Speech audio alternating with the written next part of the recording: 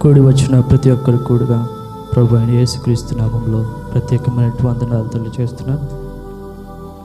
Bible గ్రంథాన్ని తీద్దాం. చదవబడిన వాక్యాన్ని కొన్ని నిమిషాలు మనం ధ్యానం చేసుకుందాం. నా ప్రాణమా యెహోవాను సన్నుతించుము, నా అంతరంగమునున్న సమస్తమా ఆయన పరిశుద్ధ నామమును సన్నుతించుము. ఈ యొక్క 103వ దావీదు కీర్తన మనకు చాలా సుపరిచితమైంది, చాలామందికి తెలిసే ఉంటుంది. అయితే ఈ కీర్తనలో చాలా వరకు మనకు కొన్ని కీర్తనలు కంఠస్థం కూడా వచ్చే ఉంటాయి. వాటిలో చాలా కీర్తనలు మనం నోటితో చెప్పగలం. అవేమనగా మొదటి కీర్తన అందరికీ వచ్చే ఉంటుంది, 23వ కీర్తన, 91వ కీర్తన, ఇలా కొన్ని కీర్తనలు చూస్తే మనం వీటిని చెప్పగలం. అయితే ఈ యొక్క 103వ దావీదు కీర్తన దేని గురించి అంటే దేవుణ్ణి స్తుతించడం. ఇది ఏదో దేవుణ్ణి ప్రార్థించాలని కాదు, మన యొక్క అవసరతలు దేవుడికి చెప్పాలని కాదు, కానీ ఇంతవరకు దేవుడు నన్ను కాపాడినందుకు, దేవుడు నా కుటుంబంలో చేసిన మేలకు నేను దేవుణ్ణి స్తుతించాలి అని చెప్పి దావీదు భక్తుడు ఈ యొక్క కీర్తనను రాస్తుంటున్నాడు. అయితే ఇక్కడ చదవబడిన వాక్యంలో మొదటి వచనం చూస్తే, నా ప్రాణమా యెహోవాను సన్నుతించుము. ఎవరితో చెప్తున్నాడండి? తన యొక్క ప్రాణముతో, తన యొక్క ప్రాణాన్ని ప్రోత్సహిస్తున్నాడు. దేనికి ప్రోత్సహిస్తున్నాడంటే దేవుణ్ణి సన్నుతించడానికి ప్రోత్సహిస్తున్నాడు. అయితే చాలా వరకు మనం ఏం చేస్తూ ఉంటామంటే ఇతరులను ప్రోత్సహిస్తూ ఉంటాం. దేనికి ప్రోత్సహిస్తూ ఉంటాం? ఇతరులకు చెప్పడానికి. అయితే కొన్ని సందర్భాలు మనం చూస్తూ ఉంటాం కదా, మనలో చెడు అనేటువంటిది ఉంటుంది, కానీ ఎదుటి వాళ్ళు ఎవరైనా చెడు చేస్తున్నారనుకో, ఇది చేయకూడదురా, ఇది తప్పు అనేటువంటిది మనం చెప్తూ ఉంటాం. ఇతరులు పాపం చేస్తున్నారు అనుకోండి, వారికి ఏం చెప్తాం? నువ్వు పాపం అనేటువంటిది చేయకూడదు, నీవు తప్పు అనేటువంటిది చేయకూడదు, నీవు చెడు అనేటువంటిది చేయకూడదు అని మనం చెప్తూ ఉంటాం. అయితే వారిలో ఉన్నటువంటి తప్పును కానీ, వారిలో ఉన్నటువంటి పాపమును కానీ, వారిలో ఉన్నటువంటి చెడుతనాన్ని కానీ వారు ఏమాత్రం విడిచిపెట్టకుండా ఏం చేస్తూ ఉంటారంట? ఇతరులను ప్రోత్సహిస్తూ ఉంటారు. ఎందుకు ప్రోత్సహిస్తూ ఉంటారు? వారిలో ఉన్నటువంటి చెడుతనమును పైకెత్తి చూపుటకు వారిని ప్రోత్సహిస్తూ ఉంటారు. అయితే దావీదు భక్తుడు ఏమాత్రమో ఇతరులను ప్రోత్సహించలేదు, కానీ మొదట ఏం చేస్తున్నాడంట? ఆయన తన యొక్క ప్రాణాన్ని ప్రోత్సహిస్తున్నాడు. దేనికి ప్రోత్సహిస్తున్నాడంటే దేవుణ్ణి సన్నుతించడానికి ప్రోత్సహిస్తున్నాడు. అయితే 20 నుంచి 22 వచనాల వరకు ఈ యొక్క అధ్యాయంలో మనం చూస్తే, యెహోవా దూతలారా ఆయనకు ఆజ్ఞకు లోబడి ఆయన వాక్యము నెరవేర్చు బల శూరులారా ఆయనను సన్నుతించుడి. యెహోవా సైన్యములారా ఆయన చిత్తం నెరవేర్పు, ఆయన పరిచారకులారా మీరందరూ ఆయనను సన్నుతించుడి. సన్నుతించండి, సన్నుతించండి అని ఎవరికి చెప్తున్నాడంటే దేవదూతలకు చెప్తున్నాడు. యెహోవా పరిచారకులు అంటే మనకు దేవుని యొక్క భక్తులకు చెప్తున్నాడు. ముందు ఎవరికి చెప్పుకున్నాడమ్మా? ఆయన తన ప్రాణమునకు తాను చెప్పుకున్నాడు. తన ప్రాణమును ఎప్పుడైతే ఆయన పరిశీలించుకున్నాడో అప్పుడే ఇతరులకు చెప్పడం అనేటువంటిది ప్రారంభించాడు. అయితే ఈ కాలంలో మనం ఏం చేస్తామంటే ముందు మనం పరిశుద్ధపరచబడం, ముందు మన యొక్క పాపాలు అనేటువంటివి మనం మానం, మన యొక్క చెడుతనం నుంచి బయటికి రాము. వాటి నుంచి మనం బయటికి ఏమాత్రం రాకుండా ఏం చెప్తామంటే వాడు బహా చెడ్డవాడండి, ఆమె చాలా పాపంలో మునిగిపోయిందండి, ఆమె లేస్తే పాపంతోటే తిరుగుతూ ఉంటుందండి, పాపులతోటే ఆమె ఎప్పుడు ఉంటుందని చెప్తూ ఉంటాం. కానీ ముందు మనం రక్షించబడ్డామా? ముందు మనం పాపంలో నుంచి బయటికి వచ్చామా? దేవుణ్ణి మనం స్తుతిస్తున్నామా లేదా అనేటువంటిది మనం ఏమాత్రం కూడా గ్రహించకుండా ఉన్నాం. కాబట్టి ఇక్కడ భక్తుడు ఏం చెప్తున్నాడంటే ముందుగా నీ ప్రాణము యెహోవాను సన్నుతించాలి, నా అంతరంగమునున్న సమస్తమా ఆయన పరిశుద్ధ నామమును సన్నుతించుము. అయితే ఎలా సన్నుతించాలి మనకు తెలుసా? మీకు తెలుసా అమ్మ ఎలా సన్నుతించాలని?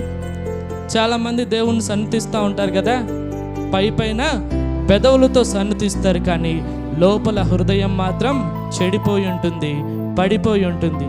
నీ యొక్క పైపైన పెదవులతోటి, నీ యొక్క పైపైన భక్తితోటి దేవుని స్తుతిస్తే ఏమాత్రము కూడా దేవుడు సంతోషింపబడేవాడు కాదు. నువ్వు ఎలా స్తుతించాలంటే దేవుణ్ణి నీ అంతరంగమునున్న సమస్తముతోటి ఆయనను స్తుతించాలి. నా పూర్ణ బలముతో ప్రేమించేదన్, నా పూర్ణ మనసుతో స్తుతించేదన్, నా పూర్ణ మనసుతో ఆరాధింతును, నా పూర్ణ బలముతో స్తుతింతును. ఆరాధన ఆరాధన ఆరాధన ఆరాధన ఆరాధన ఆరాధన ఆరాధన ఆరాధన. హల్లెలూయా. ఎలా స్తుతించాలమ్మా? మన యొక్క పూర్ణ మనస్సుతోటి, పూర్ణ ఆత్మతోటి. ఎప్పుడైతే దేవుని స్తుతిస్తావో దేవుడు ఖచ్చితంగా నీ యొక్క మొరను వింటాడు. 2వ వచనంలో మనం చూస్తే, నా ప్రాణమా యెహోవాను సన్నుతించుము, ఆయన చేసిన ఉపకారములలో దేనిని మరువకుము. దేవుడు మీకేమన్నా మేలు చేశాడమ్మా? ఇక్కడ దేవుడు నాకు ఏ మేలు చేయలేదు అన్న వారి చేతులు ఎత్తారా? మనం అడుగుతాం కదా, దేవుడు నీకు ఏం మేలు చేశాడంటే ఏమని చెప్తాం? దేవుడు నన్ను ఆ యాక్సిడెంట్ నుంచి తప్పించాడు, దేవుడు నాకు స్వస్థత అనేటువంటిది దయచేశాడు, దేవుడు నన్ను ఆర్థికమైనటువంటి ఇబ్బందుల్లోంచి బయటకు తీశాడు అని ఇలా చాలా మేలు అనేటువంటివి మనం చెప్తా ఉంటాం. అయితే దేవుడు నీకు ఈ కొన్ని మేలు మాత్రమే చేశాడా? నీవు పుట్టినప్పటి నుంచి ఎన్ని మేలులు అయితే దేవుడు నీకు చేశాడో అవన్నీ నీకు గుర్తున్నాయా? ఏ ఒక్కటైనా నువ్వు గుర్తుంచుకోకుండా మర్చిపోయి ఉన్నావా అనేటువంటిది నీవు నిన్నే అడిగి తెలుసుకోవాలి. అయితే ఇక్కడ భక్తుడు అంటున్నాడు కదా, ఆయన చేసినటువంటి ఉపకారములలో దేనిని కూడా మరువకు. ఈరోజు మనం ఏం చేస్తామండి? దేవుడు చేసిన ఉపకారాలు మర్చిపోయి, దేవుడు మనకి ఇచ్చినటువంటి స్థితిని మర్చిపోయి, ఈ స్థితి అంతా కూడా నేనే సంపాదించుకున్నాను, ఈ స్థితి అంతా కూడా నా యొక్క కష్టార్జితం వల్లే నేను పొందుకున్నానని చెప్తా ఉంటాం. కానీ అయితే మనం బైబిల్లో ఇంకొకరిని చూస్తాం, తన యొక్క ప్రాణముతో చెప్పుకున్న అతన్ని ఇంకొకరిని చూస్తాం. ఆయన ఏమంటున్నాడమ్మా? నా ప్రాణమా తినుము త్రాగుము సుఖించుము. ఆయన ఏమనుకున్నాడు? తనకున్నదంతా కూడా తన యొక్క కష్టార్జితం వల్లే తాను సంపాదించుకున్నాడని ఎప్పుడైతే గర్వించాడో దేవుడు ఏమన్నాడు? ఓరి వెర్రివాడా, ఈ రాత్రి నీ ప్రాణాన్ని నేను తీసుకుంటే నీవు ఏం చేస్తావు? ఏ మాత్రం కూడా గర్వం మనలో ఉండకూడదు. ఇదంతయు ప్రభువా, ఉన్నదంతయు నాకున్నదంతా నీవిచ్చినదేనయ్యా, ఈ ప్రాణము నీవిచ్చినదే, నాకున్నటువంటి ఇల్లు నీవిచ్చినదే, నేను తినుచున్న తిండి నీవిచ్చినదే, నేను కట్టుకొనుచున్న వస్త్రంలో నీవిచ్చినవని దేవుణ్ణి స్తుతించాలి, దేవుణ్ణి ఆరాధించాలి. ఆయన చేసినటువంటి ఏ యొక్క మేలును కూడా మర్చిపోకూడదు. అయితే నేను కూడా కొన్నిసార్లు జ్ఞాపకం చేసుకుంటూ ఉంటాను, దేవుడు నాకేం మేలు చేశాడా, దేవుడు నా జీవితంలో ఏ మేలు చేశాడా అని నేను ఆలోచిస్తే ఇప్పుడు నేను చెప్పబోయేది మా తల్లిదండ్రులకు కూడా తెలియదండి. నేను 10th ఎగ్జామ్స్ అనేటువంటిది రాసి వస్తున్నాను. ఎప్పుడైనా నేను ఒక 10 రోజులు అట్లా సెలవులు ఇస్తే నాకున్నటువంటి సైకిల్ని వినుకొండ నుంచి వేసుకొని వస్తూ ఉంటాను. అయితే ఎప్పుడైతే నేను వినుకొన్నటువంటి దాటి ఆ గొర్రెల మండి దాటి ఆ బ్రిడ్జ్ ఎక్కబోతున్నాను, నా వెనక నా ఫ్రెండ్ ఉన్నాడు, శివాపురం అతను. మేమిద్దరం కలిసి వస్తూ ఉన్నాం. వాడేం చెప్పాడంటే, బ్రిడ్జ్ మీదకి మధ్యలో నుంచి కూడా రావచ్చు కదా, అరే మనం ఇట్లా వెళ్తే చాలాసేపు పడుతుంది, మళ్ళీ వెనక్కి వెళ్ళి బ్రిడ్జ్ మధ్యలోకి ఎక్కుదాం మట్టి రోడ్లోంచి అని చెప్పాడు. సరేరా అని చెప్పి నేనేం చేశానంటే వెనక్కి చూడకుండా ఇటు టర్నింగ్ తిప్పాల్సింది పోయి ఇటువైపు తిప్పాను రోడ్డు మధ్యలోకి. రోడ్డు మధ్యలోకి ఎప్పుడైతే తిప్పానో ఒక బైక్ స్పీడ్గా వస్తూ సైకిల్ ముందుటైనటువంటిది గుద్దేసింది. నేను వాడి ఇద్దరం కూడా సినిమాల్లో ఎలా చూపిస్తారో పైకి ఎగిరి కింద పడతారు కదా, అలాగే ఇద్దరం పైకి ఎగిరి కింద పడ్డాం. కానీ దేవుడు చేసిన ఉపకారం బట్టి ముందు ఏం వాహనాలు రాలేదు, వెనుక కూడా ఏమీ వాహనాలు రాలేదు. అయితే నేను వెంటనే లేచి నన్ను నేను చూసుకోవట్లే, సైకిల్ని చూసుకుంటున్నా. ఎందుకంటే అప్పటికే ఒక సైకిల్ పోగొట్టుకున్నా. మళ్ళీ ఆ సైకిల్ కూడా నాకు 10 రోజులు 20 రోజులు అయింది కొత్త సైకిల్ తీసిచ్చి. దేవుడా, నాకేమన్నా అయితే పర్లేదు కానీ సైకిల్ ఇట్లా అయిపోయింది, ఇప్పుడు ఏం చేయాలి? అయితే నాకు అప్పట్లో మంచి అలవాటు ఒకటి ఉండేది, ఉండిలో డబ్బులు అనేటువంటివి నేను వేసుకుంటూ ఉంటాను. అప్పుడు నాకు గుర్తొచ్చింది కదా, మళ్ళీ ఆ సైకిల్ని ఆటో ఎక్కించి మళ్ళీ తాతయ్య వాళ్ళ ఇంటికి వెళ్ళి నాకున్నటువంటి ఉండిని తీసుకుంటున్నాను. తాతయ్య అడిగాడు, ఎందుకు ఉండిని పగలు కొడుతున్నావు అంటే, ఏం కాదులే అవసరం ఉందని చెప్పాను. వాళ్ళకు కూడా తెలీదు. తిరిగి నేను సైకిల్ని బాగు చేయించుకొని ఇంటికి వచ్చిన తర్వాత మమ్మీ కనిపెట్టలేదు కానీ డాడీ మాత్రం కనిపెడతారు. ఏందన్నా ఇది రిమ్ కొద్దిగా బెండ్ వచ్చినట్టుందంటే, ఏం లేదు పాపా కింద పడ్డా అని చెప్పా. అంతేకాని వారికి ఏమాత్రం కూడా నేను చెప్పలేదు. దేవుడు నన్ను ఆ సమయమందు ఆ యొక్క క్షణమందు పట్టుకోకపోయి ఉంటే ఈ క్షణమందు నేను మీ ముందు ఉండేవాడిని కాదు. నన్ను చిన్నప్పటి నుంచే దేవుడు ఎంతగానో ఆయన చేతులతో కాచి కాపాడుతూ వస్తున్నాడు. కాబట్టి ఈ యొక్క సమయమందు ఆయనకు సాక్షిగా నేను నిలబడాలని, ఆయన యొక్క మేలులను మీకు తెలియజేయాలని ఈ యొక్క క్షణమందు ఇక్కడ నిల్చొని ఉన్నాను. అయితే 3వ వచనం మనం చూస్తే, ఆయన నీ దోషములన్నిటినీ క్షమించువాడు, నీ సంకటములన్నిటినీ కుదుర్చువాడు. ఆయన ఏం చేస్తాడమ్మా? నీ దోషములన్నిటినీ కుదుర్చువాడు, నీ సంకటములన్నిటినీ కుదుర్చువాడు. దోషములంటే పాపములు, తప్పులు. ఇక్కడ నేనే మాత్రము తప్పు చేయలేదు అన్నవారు ఉన్నారమ్మా? ఈ భూమి మీద ఎవరు కూడా లేరు. ఎవరంటే తప్పు చేయని వాళ్ళు ఈ భూమి మీద ఎవరు లేరు. ఒక్కరై ఉన్నారు. కానీ ఆయన ఎవరంట?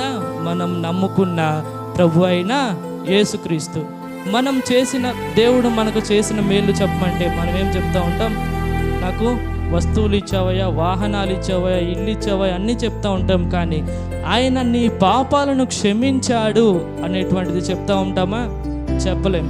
ఎందుకంటే ప్రతి ఒక్కరు కూడా ఇప్పటికీ కూడా ప్రార్థన చేసేటప్పుడు ఏం చేస్తామంటే, ప్రభువా నేను పాపినయ్యా, ప్రభువా నేను పాపినయ్యా అని చేస్తాం. కానీ నేను నా తప్పులు ఒప్పుకున్నానయ్యా, నన్ను ఇంక క్షమించయ్యా అని చెప్పి ఇంకా చేస్తామా? చేయం. ఒక వారం చూస్తాం నేను పాపినయ్యా, 2వ వారం చూస్తాం నేను పాపినయ్యా, 3వ వారం చూస్తే మళ్ళా అదే పాపం. నీకు తెలుసు నువ్వు పాపంలో ఉన్నావని, పాపంలో జీవిస్తున్నావని, పాపులతో తిరుగుతున్నావని, పాపులతో ఉంటూ పాపం చేస్తున్నావని నీకు తెలిసినప్పటికీ కూడా ఏమాత్రము దానిని విడిచిపెట్టలేకపోతున్నావు. అంటే దేవుని యొక్క భయము నీలో ఎంత మాత్రము కూడా లేదు. దేవుని భయం నీలో ఎంత మాత్రము లేకపోతే నువ్వేం చేస్తావు అంటే తల్లిదండ్రులకు భయపడవు, తల్లిదండ్రులు చూస్తున్నారని భయపడవు, తల్లిదండ్రులు మనల్ని ఏమన్నా అంటారేమని భయపడవు. కానీ తల్లిదండ్రులకే భయపడవు, నీవు కనిపించని దేవునికి భయపడతావమ్మా? ఎంత మాత్రం కూడా భయపడవు. అయితే ఇలా పాపంలో ఉంటూ, పాపంలో బ్రతుకుతూ, పాపంలోనే మరణిస్తే మనం ఏమవుతాం? నిత్యమైనటువంటి నరకంలోకి వెళ్తాం. నిత్యమైన నరకంలోకి వెళ్ళకుండా ఉండాలంటే ప్రభు అయిన యేసుక్రీస్తు వారు మన పాపంలో ఎప్పుడైతే క్షమిస్తాడో అప్పుడు మాత్రమే మనము నిత్యమైనటువంటి పరలోక రాజ్యంలోనికి వెళ్తాము. అయితే ఎప్పుడు వెళ్తామంటే, నీవు నీ పాపములు ఒప్పుకొని ఇంకా ఎప్పుడు కూడా వాటి వైపు చూడకుండా, వాటి వైపు వెళ్ళకుండా ఉంటే మాత్రమే నీవు రక్షించబడతావు, నీవు పరలోక రాజ్యానికి చేర్చబడతావు.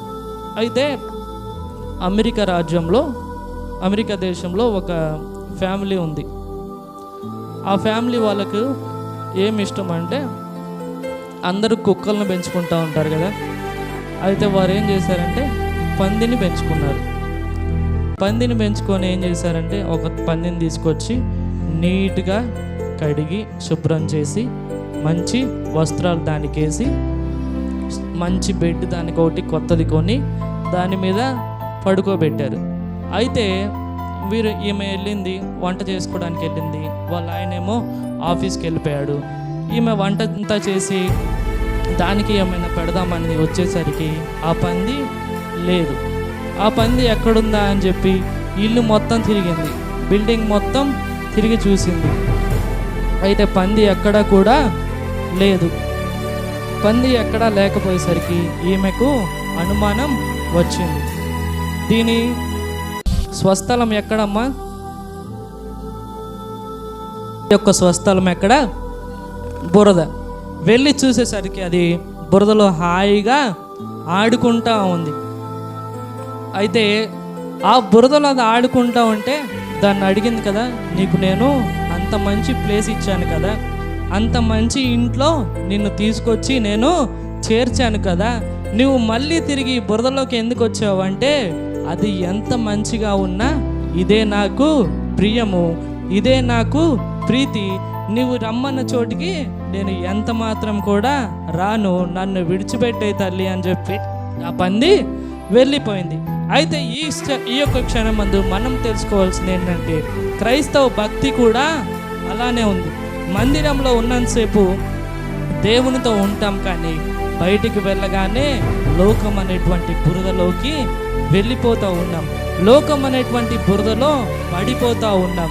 ఎప్పుడైతే నీవు ఆ యొక్క బురదలో పడకుండా నీ యొక్క మనసును నీవు కట్టడి చేయగలవో, నిన్ను నీవు రక్షించుకోగలవో, అప్పుడు దేవుడు నిన్ను క్షమిస్తాడు, నీ యొక్క పాపాలను తుడిచివేస్తాడు. కాబట్టి నీవు ఏమాత్రం కూడా లోకం వైపు చూడకూడదు.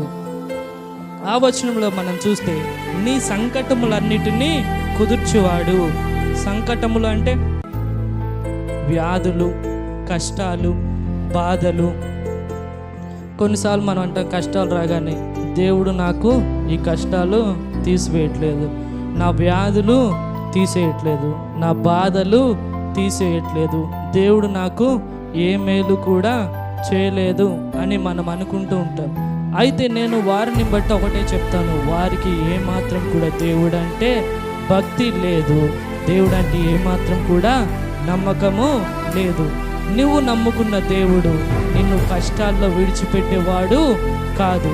నీవు నమ్ముకున్న దేవుడు నిన్ను కష్టాల్లో విడిచిపెట్టేవాడు కాదు. కాబట్టి నీవెప్పుడైతే దేవుడి మీద నమ్మకం ఉంచుతావో, దేవుడు తప్పకుండా నీ వ్యాధుల నుంచి, నీ కష్టాల నుంచి, నీ యొక్క బాధల నుంచి ఆయన నిన్ను విడిపిస్తూ ఉంటాడు.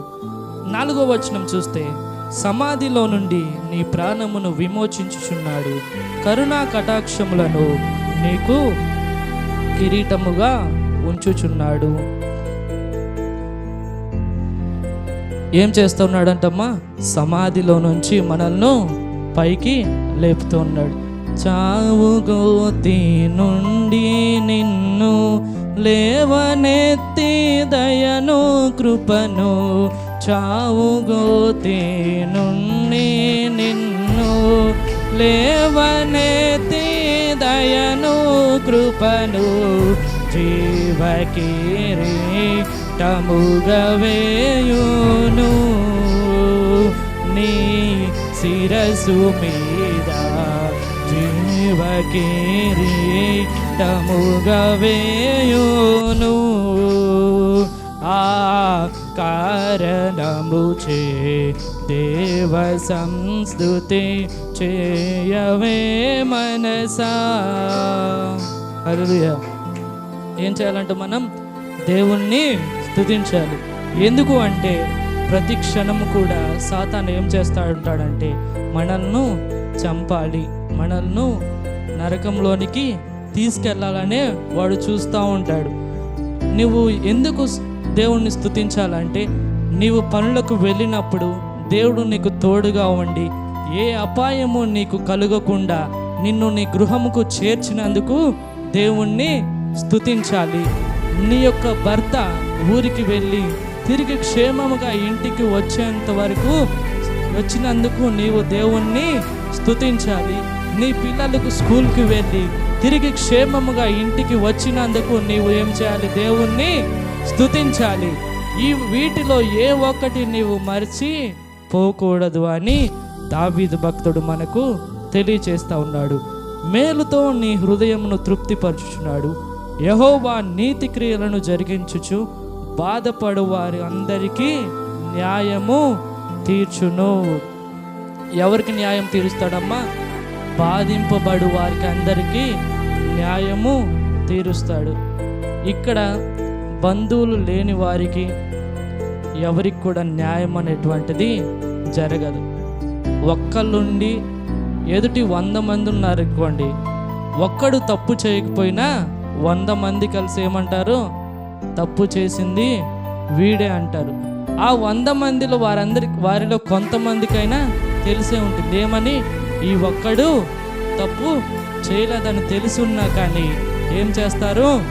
వారు ఏమాత్రం కూడా న్యాయం అనేటువంటిది జరిగించరు. వారు ఏమాత్రం కూడా ఈ ఒక్కడి వెనుక నిలబడరు. అయితే ఇక్కడ భక్తుడు తెలియజేస్తున్నాడు కదా, యెహోవా నీతి క్రియలు జరిగించుచు బాధింపుబడి వారికి అందరికీ న్యాయము తీర్చును. హల్లెలూయా. ఆప్తులైన వారే హాని చేయ చూసిన మిత్రులే నిలువకుండినా, ఆప్తులైన వారే హాని చేయ చూసిన మిత్రులే నిలువకుండినా, న్యాయము తీర్చే నీవు నాకుంటే, న్యాయము తీర్చే నీవు నాకుంటే, న్యాయము తీర్చే నీవు నాకుంటే, న్యాయము తీర్చే నీవు నాకుంటే, చాలు యేసయ్యా, చాలు యేసయ్యా. హల్లెలూయా. మన బంధువులు మనకి హాని చేయి చూసిన, మన యొక్క మిత్రులు మనకు తోడుగా నిలవకపోయినా సాయం చేసే దేవుడు మనకు ఎవరు తోడుగా ఉన్నారమ్మా? యేసయ్య ఎప్పుడైతే మనకు తోడుగా ఉంటాడో, దేవుడు ఎప్పుడైతే మన వెనుక ఉండి మనకు సాయం చేస్తాడో, న్యాయం అనేటువంటిది ఖచ్చితంగా జరుగుతుంది. ఈ లోకంలో ఒకవేళ మనకు న్యాయం జరగాలంటే, మనకు న్యాయం జరగాలంటే బంధువులు ఉండాలి, బలగం ఉండాలి, అధికారం ఉండాలేమో, కానీ ఆ వాటి అవసరము ఏమాత్రము కూడా లేనే లేదు. ఎప్పుడైతే దేవుడు నీలో ఉండి దేవుని యొక్క భక్తి నీలో ఉంటుందో, దేవుడు ఖచ్చితంగా నీకు న్యాయము తీరుస్తాడు. నీవు బాధపడడం ఏమాత్రం కూడా చూసి సంతోషించే దేవుడు మన దేవుడు ఎంత మాత్రం కూడా కాదు. మన యొక్క బాధలను చూసి ఎవరు సంతోషిస్తాడంటే, మన యొక్క ఇబ్బందులను చూసి ఎవరు సంతోషిస్తారంటే, మన యొక్క కష్టాలను చూసి ఎవరు సంతోషిస్తాడంటే, సాతాను మాత్రమే మన యొక్క బాధలను చూసి సంతోషిస్తాడు. కానీ వాడు సంతోషాన్ని దేవుడు చూడలేడు. అందుకే మనకు స్వస్థత అనేటువంటిది దేవుడు దయచేస్తాడు. కష్టాల నుంచి విడుదల అనేటువంటిది దేవుడు దయచేస్తాడు. అయితే 9వ వచనాన్ని ఒకసారి చూసుకుందాం. ఆయన ఎల్లప్పుడూ వ్యాజ్యమాడువాడు కాడు, ఆయన నిత్యము కోపించువాడు కాడు. మన పాపములు బట్టి మనకు ప్రతీకారము చేయలేదు, మన దోషములు బట్టు మనకు ప్రతిఫలము ఇయ్యలేదు. మన పాపములు బట్టి, మన దోషములు బట్టి దేవుడు మనకు ప్రతిఫలం ఇచ్చాడే అనుకో, మనం ఉండగలమమ్మా? ఈ లోకంలో మనం ఈ క్షణమందు బ్రతికి ఉండగలమా? ఏమాత్రం కూడా ఉండలేము. దేవుడు మనల్ని ఇంకా బ్రతికిస్తున్నాడంటే, ఇంకా మనం జీవించి ఉన్నామంటే, మనం తెలుసుకోవాల్సిన విషయం ఏంటంటే, నీలో ఇంకా దేవునికి ఇష్టం లేనటువంటివి ఉన్నవి. వాటిని మార్చుకొని ఎప్పుడైతే దేవుణ్ణి స్తుతిస్తావో, దేవుణ్ణి ఆరాధించడం మొదలు పెడతావో, అప్పుడు దేవుడు నీకు ఖచ్చితంగా న్యాయం అనేటువంటిది తీరుస్తాడు. ఈ క్షణమందు మనం మనల్ని పరీక్షించుకోవాలి. దేవా, నీవు చేసినటువంటి మేలను నేను మర్చిపోయి ఉన్నానా? నీవు నాలో చేసినటువంటి మేలను నేను మర్చిపోయి ఉన్నానా? నా కుటుంబంలో చేసినటువంటి మేలు మేము మర్చిపోయి ఉన్నామా? మా దోషములు మేమింకా విడిచిపెట్టకుండా ఉన్నామా? మా పాపములు మేమింకా విడిచిపెట్టకుండా ఉన్నామా? నీకు అతిక్రమముగా మేమింకా జీవిస్తున్నామా అని మనం తెలుసుకొని వాటిని పరీక్షించుకొని విడిచిపెడితే దేవుడు ఖచ్చితంగా నీకు సహాయం చేస్తాడు. నీ వెనుక ఉండి నీకున్న కష్టాలన్నింటినీ దేవుడు తీరుస్తాడు. కాబట్టి మోకరిద్దామండి. ప్రతి ఒక్కరు కూడా మోకరిద్దాం. మోకరించడానికి వీలున్న ప్రతి ఒక్కరు మోకరించాలని చెప్పి మనం చేస్తున్నాం. ఈ యొక్క సమయమందు దావీదు భక్తుడు మనకు మాదిరిగా ఉంటున్నాడు. దేవుని సన్నుతించాలి, దేవుని స్తుతించాలి అని చెప్పి మనకు మాదిరిగా ఉంటున్నాడు. అయితే మనం ఎవరిని మాదిరిగా తీసుకుంటున్నాం? త్రాగుబోతు అయితే వాడికంటే తక్కువగా తాగేవాడిని మాదిరిగా తీసుకుంటారు. తిరుగుబోతు అయితే ఆమె కంటే తక్కువ తిరిగే ఆమెను మాదిరిగా తీసుకుంటుంది. అయితే నీవు ఎవరిని మాదిరిగా తీసుకుంటున్నావు? దేవా, నీవే నాకు మాదిరిగా ఉండు ప్రభువా. నిన్నే నేను అంటుకొని ఉంటాను తండ్రి, నీకే నేను బిడ్డగా ఉంటాను ప్రభువా. ఇన్ని సంవత్సరాలు గడిచిపోయిన మాసం అంతవరకు కూడా ప్రభువా నేను పాపం చేసి ఉన్నాను, నేను పాపంలో ఉండి ఉన్నాను, పాపులతో తిరిగి ఉన్నాను తండ్రి. అందువలన నేను నిన్ను స్తుతించలేకపోతున్నాను ప్రభువా. అందువలన నేను నిన్ను ఘనపరచలేకపోతున్నాను తండ్రి. అందువలన నేను ఈ సన్నిధికి నేను దూరంగా ఉంటున్నాను ప్రభువా. ఇక మీదటనైనా, ఇక నుంచినైనా ప్రభువా నన్ను మార్చండి ప్రభువా. నాలో ఉన్నటువంటి ప్రతి పాపమును, ప్రతి దోషమును, నీకు ఇష్టం లేనటువంటి ప్రతి ఒక్క కార్యాలను నాలో నుంచి తీసివేయండి తండ్రి. నన్ను అడ్డుకొని నన్ను చుట్టి ఉన్న సాతాను మీరే బంధించండి ప్రభువా. నాలో ఉన్నటువంటి సాతాను క్రియలను నీవే తీసివేయండి తండ్రి అని ప్రతి ఒక్కరం కూడా ప్రార్థన చేద్దాం. మహాపరిశుద్ధుడా, మహోన్నతుడా, నీ నామానికి స్తుతులు స్తోత్రాలు వందనాలు చూపిస్తున్నాం తండ్రి. ఇంతవరకు ప్రభువా అల్పుడను అభాగ్యుడనైనటువంటి నన్ను నిలవబెట్టుకొని నా వెనుక నువ్వుండి నాతో నీవు మాట్లాడించిన విధానాన్ని బట్టి నీకే వేలాది వందనాలు స్తోత్రం చెల్లిస్తున్నాను ప్రభువా. చెప్పబడిన వాక్యంను విని ప్రతి ఒక్కరు గ్రహించుకొని వారిలో ఎటువంటి తప్పులున్నా, ఎటువంటి పాపములున్నా, ఇంకా నీకు దూరంగా జీవిస్తున్న బిడ్డలు ఉన్నట్లయితే వారిని మీరే మార్చండి ప్రభువా. వారిని నిన్ను స్తుతించలేక, నిన్ను గణపరచలేక ఉంటే వారిని మీరే మార్చమని సంచున్నాం ప్రభువా. పై పెదవులతో కాదు కానీ హృదయంతో నిన్ను స్తుతించే భాగ్యం ప్రతి ఒక్కరికి దయచేయమని, ఇంకనైనా ప్రభువా వారి బ్రతుకులు మార్చుకొని నిన్ను స్తుతించే భాగ్యం మా అందరికీ దయచేయమని యేసుక్రీస్తు పరిశుద్ధ నామంలో అడిగి పొంది ఉన్నాం తండ్రి. ఆమేన్.